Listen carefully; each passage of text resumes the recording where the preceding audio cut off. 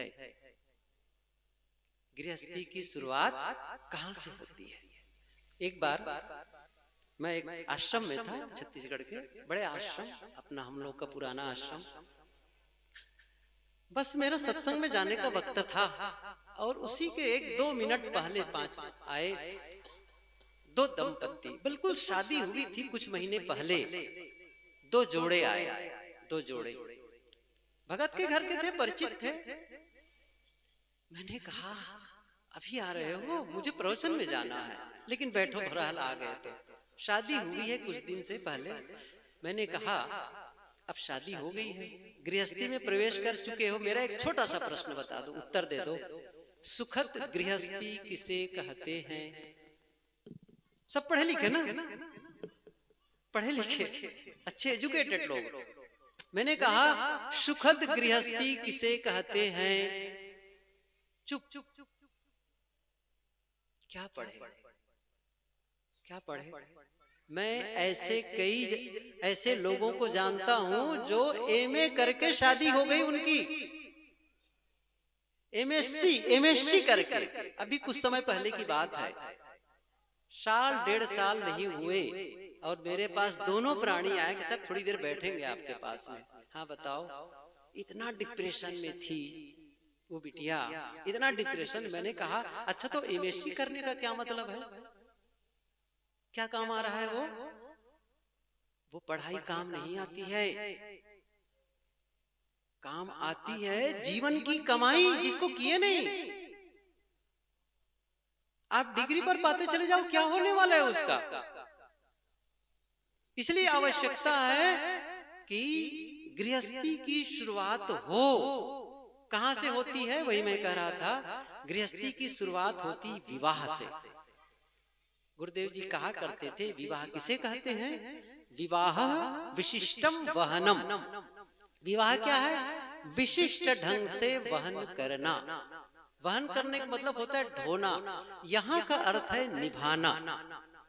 पत्नी पति को निभाती है और पति पत्नी को निभाता है। एक दूसरे को निभाना, एक दूसरे की उन्नति में सहयोग करना, एक दूसरे की प्रगति में सहयोग करना, एक दूसरे की सुख सुविधाओं का ध्यान रखना, यही तो विवाह का मतलब है। गुरुदेव जी ये भी कहा करते थे, जिस घर में पति पत्नी प्रेम से रहते हैं 3 पीढ़ी का लाभ होता है, और जिस घर में पति पत्नी आपस में लड़ते झगड़ते हैं 3 पीढ़ी का नुकसान होता है। कौन है वो 3 पीढ़ी? पहली पीढ़ी है घर के बुजुर्ग, सास ससुर के रूप में, माता पिता के रूप में। जब पति पत्नी आपस में लड़ते हैं तो घर में जो माता पिता के रूप में या सास ससुर के रूप में है ना, उनका सम्मान नहीं होता, उनकी सेवा नहीं होती। और दूसरा कौन है? स्वयं। जब पति पत्नी आपस में लड़ते हैं तो दोनों का विकास थम जाता है। ये नियम है, विकास। क्यों? क्या लड़ाई में विकास होगा? कभी सुने हैं आप आपस में लड़के विकास किए हैं? कभी नहीं। गोस्वामी तुलसीदास की पंक्ति है, जहां सुमति तहां संपत्ति नाना, और जहां कुमति तहां विपत्ति निदाना। सुमति, आपस का प्रेम जब होता है ना, तभी उन्नति करते हैं दोनों प्राणी। और तीसरी जो पीढ़ी है ना, ये बहुत महत्वपूर्ण है, वो है आपके बच्चे।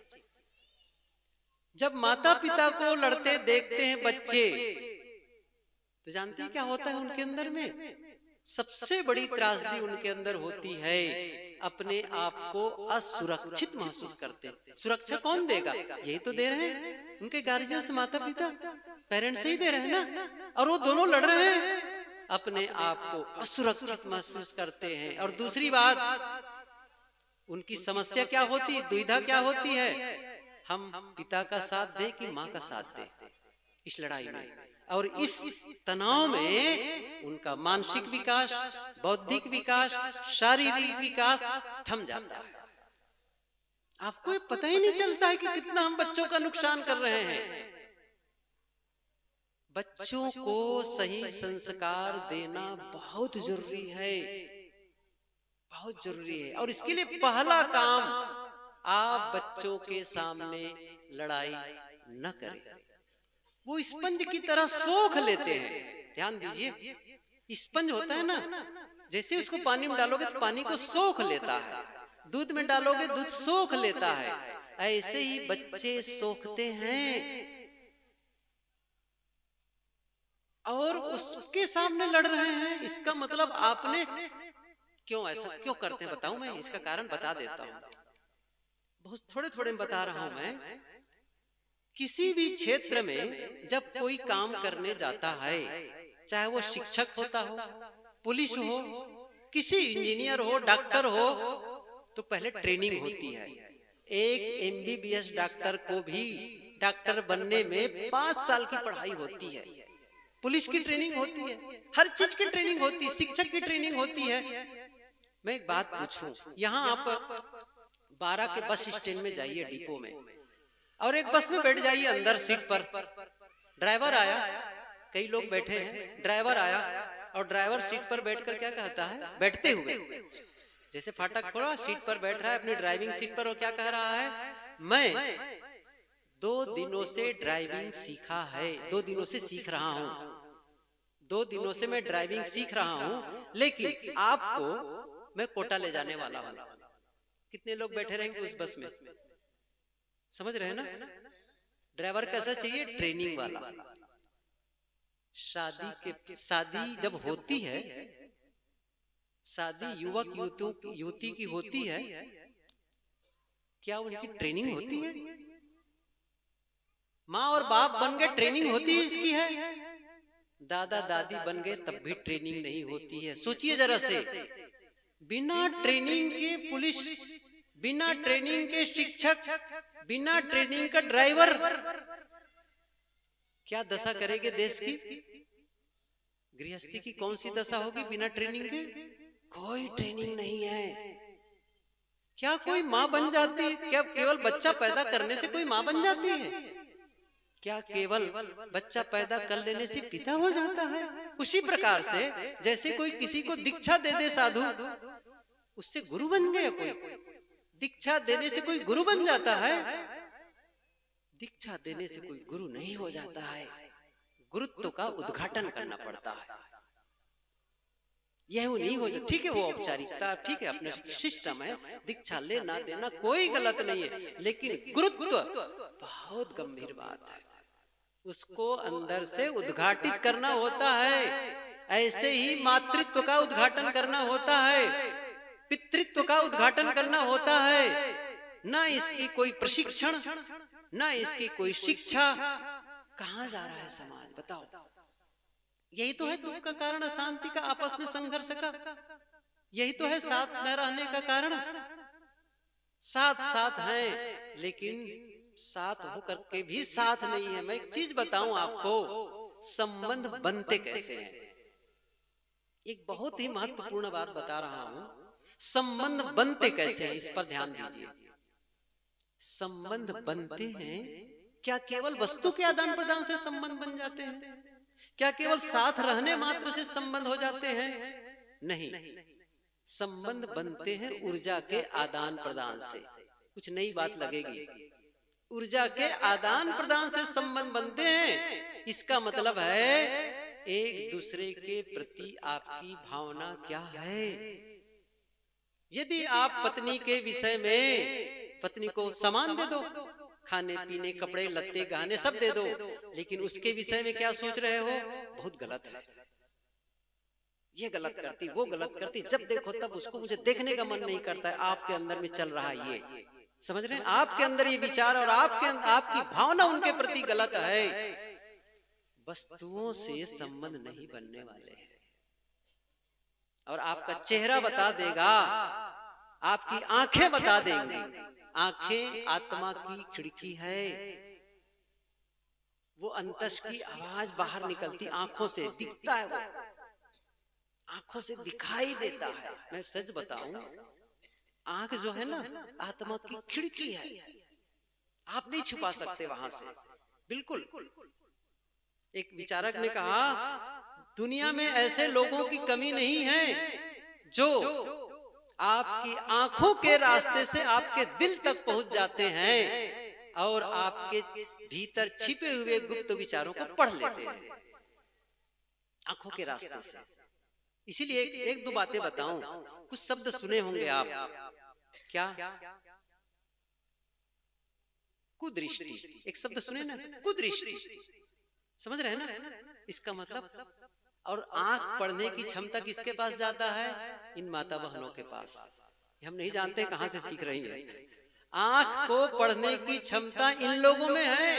वो किसी की आंख देखकर बता देती हैं उनके आंख में प्रेम है कि वासना है, वो देख के बता देंगी। और कई बार कह देती है उनकी आंख ठीक नहीं है, इसका मतलब उनकी नियत ठीक नहीं है, सीधी सी बात, उनका चरित्र ठीक नहीं है, वो आंख देख के बता देती है। संभाल के रखो आंख को, क्योंकि भीतर से निकल रहा है आपका, आपकी गंदगी प्रकट हो रही है, आपका चेहरा बता देता है। बोलता है साहब चेहरा, सच बताऊं ना, बोलता है, पूरा शरीर बोलता है। और इतना ही नहीं कहूं, आपका घर भी बोलता है। सही, अभी व्याख्या करने का समय नहीं है, घर भी बोलता है, आपके कपड़े बोलते हैं, आपके हेयर स्टाइल बोलता है। सही है ना? आपका जीवन बोलता है, सीधी सी बात है। और जीवन बोलता है मतलब है आपका भीतर, भीतर क्या है वो सब निकल रहा है आपके द्वारा, सब निकल रहा है। संभालो भीतर को। ये कुछ नहीं होगा कि मैं कंठी पहन लिया, मैं बाल छोटा करा लिया, बाल बड़ा करा लिया, माला 108 दाने लगा लिया, सफेद कपड़ा पहन लिया, कुछ काम नहीं आने वाला है। धोखे में मत रहना। साधु का कपड़ा काम नहीं आएगा, गृहस्थ का कपड़ा काम नहीं आएगा। कपड़ा काम आएगा आपकी चित्त की शुद्धि, मन की शुद्धि। और ये शुद्धि का काम कोई नहीं करेगा ना, धोखे में है वो। ये मेरा प्रवचन मेरा भला करने वाला नहीं है, ये मेरा प्रवचन मेरा भला करने वाला नहीं है। मेरा भला होगा जब मैं भीतर की सफाई करूंगा, अंतस की सफाई करूंगा। तो मैं कह रहा था गृहस्थी के विषय में, बच्चों को सही संस्कार दो। किसी ने प्रश्न किया, बच्चे की शिक्षा कब से प्रारंभ हो?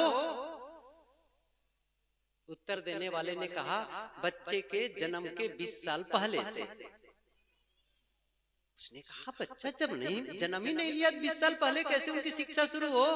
उत्तरदाता ने कहा, जो युवक युवती जैसा बच्चा चाहते हैं उसकी तैयारी 20 साल पहले से करें। जैसा सांचा होगा ईंट वैसे ही बनेगी। 20 साल पहले से ये समझ नहीं आता है, उसकी तैयारी नहीं हो रही है। मैं कहता हूँ 20 साल पहले न भी मानो, कदाचित मान लेना चाहिए, नहीं मानते हो कदाचित, तो कम से कम बच्चे की शिक्षा कब से प्रारंभ? ये तो मानो गर्भ से, समझ रहे हैं ना, गर्भ से। जैसे ही बच्चा गर्भ में आए और आप उसकी शिक्षा शुरू, इसका मतलब होता है माँ जो खाती है ना, बच्चे का भोजन होता है। माँ जो पानी पीती है, बच्चे का पानी पीना होता है। माँ श्वास लेती है, बच्चे का श्वास लेना होता है। इसका मतलब यह भी है, माँ का सोचना, बच्चे का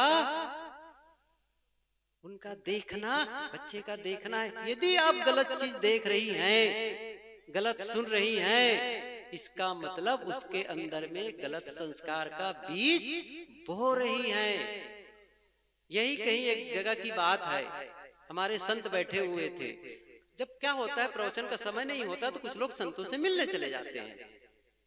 बातें हो रही थी तो साथ में उनके बच्चे भी आए थे, कई महिलाएं बैठी हुई थी और भी लोग बैठे थे। तो कई बच्चे आ गए, उनके उन्हीं मिलने वालों के बच्चे थे, आए सब हल्ला मचाते हुए। तो एक माँ ने संत से शिकायत की, देखो साहब ये बच्चे महा शैतान, मेरा ये बेटा है ये वाला, इतना शैतान है, जब देखो तब ये हमेशा लड़ाई झगड़ा ढुसुम ढुसुम करते रहता है। तो हमारे संत ने क्या कहा, अच्छा बताओ जब आपका ये बच्चा गर्भ में था तो क्या करती थी? उसने कहा कि मैं क्या करती, उस समय में खाली रहता था, समय मेरे पास बहुत होता था, तो सिनेमा बहुत देखती थी। तो सिनेमा में क्या करती थी, 16 फिल्म मैंने 16 बार देखी है। 16 फिल्म को कितनी बार? 16 बार। अब उसके बाद जब बच्चा गर्भ से बाहर आएगा तो क्या ओम नमः शिवाय का जप करेगा? ठुसुम ठुसुम नहीं करेगा। तो समझ रहे हैं मैं क्या कहना चाहता हूं? मैसेज है ना?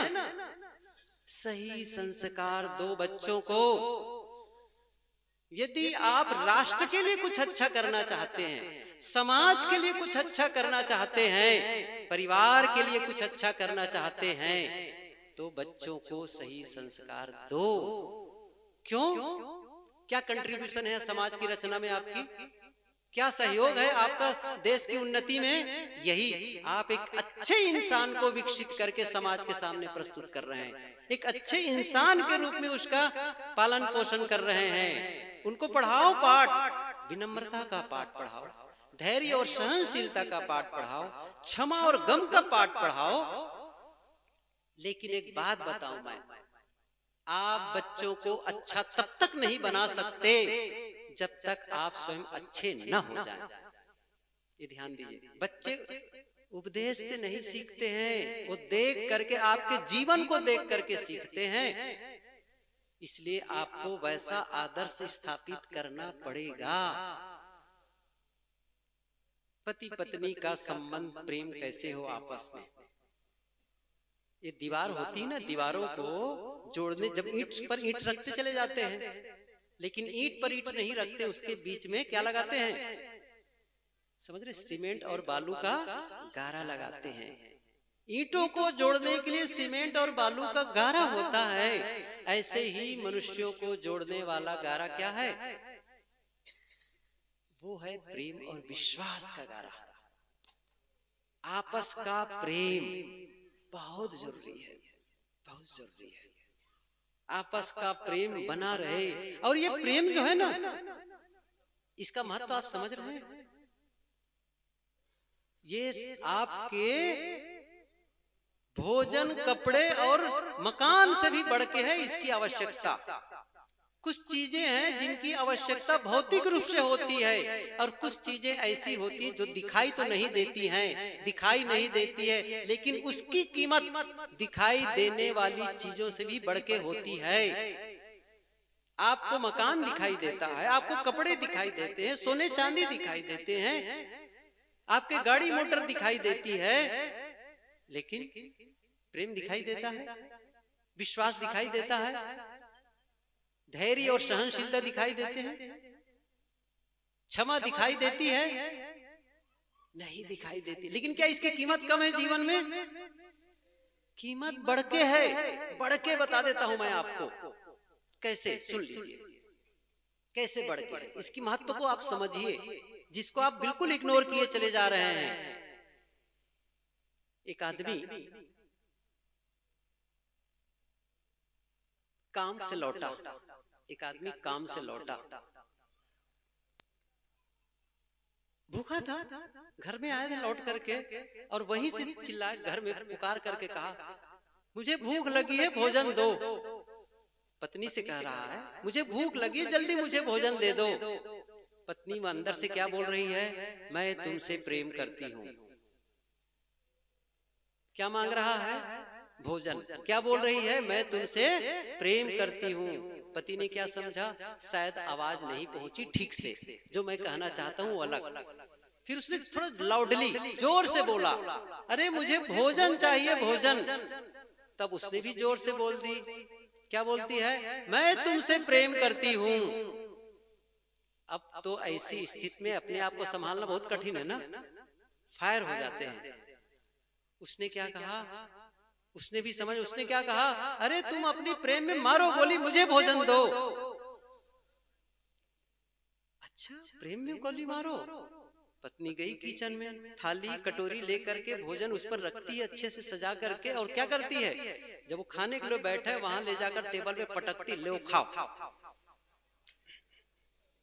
अच्छा बताओ, स्वाद आएगा? आएगा स्वाद?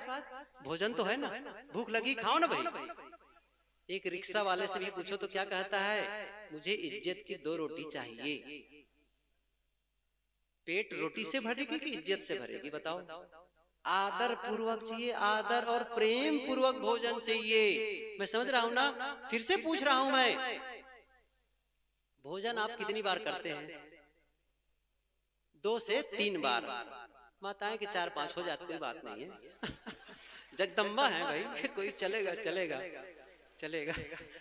लेकिन 2 से 3 बार सही कि नहीं? औसत में 2 से 3 बार। 3 बार सुबह दोपहर शाम, ठीक है? सुबह दोपहर शाम। अब ये 3 बार जो भोजन करते कितना समय लगता है?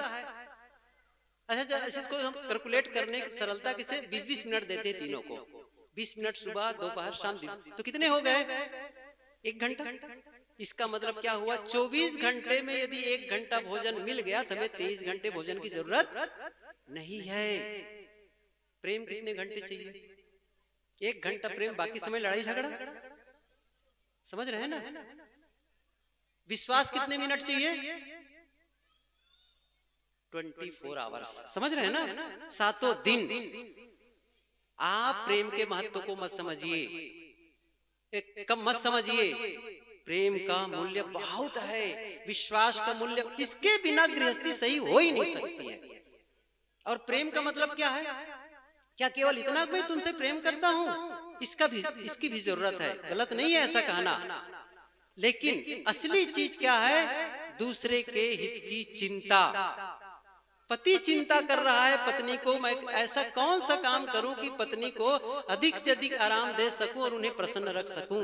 और पत्नी चिंता कर रही है, मैं अपने पति, ऐसा कौन सा काम करूं जिससे मैं अपने पति को अधिक से अधिक प्रसन्न रख सकूं और उन्हें आराम दे सकूं। दूसरों के हित की चिंता, ये प्रेम है। इसलिए एक दूसरे के साथ में प्रेम का व्यवहार, एक दूसरे के साथ में क्षमा और गम का व्यवहार। हम सबसे गलतियां होती हैं। बस अंतिम बात बताऊं, क्योंकि गृहस्थी की मर्यादा बहुत बड़ी है। इसमें 2-3 दिन तक लगातार कहो ना, तब जाकर के पूरी हो सकती है। लेकिन समय सीमा है कि कैसे हमारा गृहस्थी सुखद हो, हमारा परिवार में एक प्रेम की धारा बहे, आपस में रिश्ते बड़े मधुर हो, हम एक दूसरे से कैसे खुश रहें। ये सारी चीजें समझने की जरूरत होती है और जीने की जरूरत होती है समझने से ज्यादा। तो मैं कह रहा था, हम सब में गलतियां हो जाती हैं। इनमें से हम में से कोई है जो हाथ उठाए और कहे मैं आज तक कोई गलती नहीं किया हूं? नहीं, हम सबसे गलती होती है। अच्छा, गलती होने पर हम क्या चाहते हैं? गलती होने पर हम क्या चाहते हैं? मेरी गलती को लोग क्षमा कर दें, गलती को क्षमा कर दें। माताओं से एक निवेदन है, एक सूत्र याद रखिए आप लोग। केवल अब सूत्र ही बताने का समय रह गया है। क्या एक सूत्र क्या है? बड़ों की डांट को सह लो और छोटों की गलती को क्षमा कर दो। बस एक सूत्र याद रख लो। बड़ों की डांट को सह लेना है और छोटों की गलती को क्षमा कर देना है। बड़े हैं, उनका अधिकार है, डांट सकते हैं। बड़े ही नहीं डांटेंगे तो कैसे काम बनेगा? वही तो हमारी गलती को बताएंगे, वही तो सीख देंगे। और छोटे हैं, गलती हो गई ना, क्षमा कर दो, क्षमा कर दो। अपने बच्चों को क्षमा करना सिखाओ।